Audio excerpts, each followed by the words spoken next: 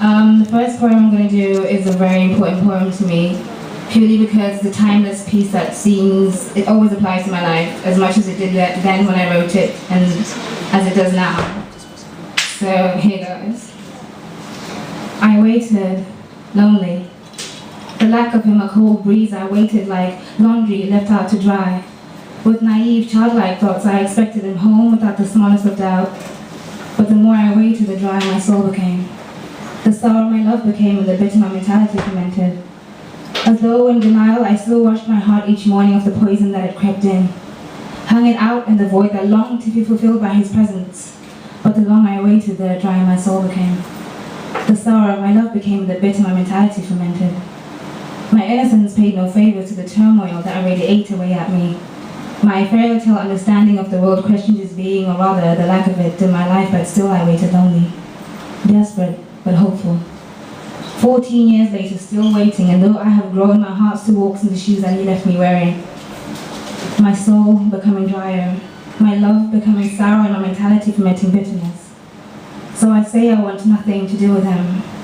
Yes, I want everything to do with him. My father. I want his culture so I can belong. I have my mother's culture which has adopted me, but we are all made of two parts, and so my one half breathes empty. A lost soul trying to fit into anything that resembles him, I want his native tongue. So I too can speak of the Bantu people and tell stories of the Tokoloshis that Kugogo told him when he was young. So I too can click my tongue vibrantly, speak lexis of a foreign kind, sing songs of Africa, and fully understand them instead of merely grasping the few basic words. I want to fully comprehend the mathematics of his language. Proudly enunciate the messages from my ancestors. I want them to hear me pass their teachings along to my children. I am my father's firstborn child, and I want to continue the legacy of his roots, his beginnings, and even beyond his existence. I have watched his dreadlocks grow and try to resemble his Africanism with my shaved head. I have watched his tongue dance in his mouth and surrounded myself with those that speak like him. I have seen how he belongs naturally amongst his own, and have made permanent acquaintance with the people of his tribe. See, I just want to be like my father, want to speak like him and come from where he is from. But his absence in my life has left me bare.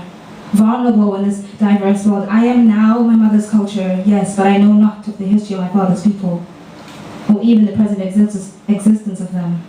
I am failing to connect with it, my internal being, because it's locked at the core of my father's heart. All that I should have learned by reinforcement through childhood is floating heavy above me. It will not seep through into me. My father holds the key for that revelation to occur, for that beautiful revelation to bestow upon me, for my lost soul to belong, my emptiness to be displaced.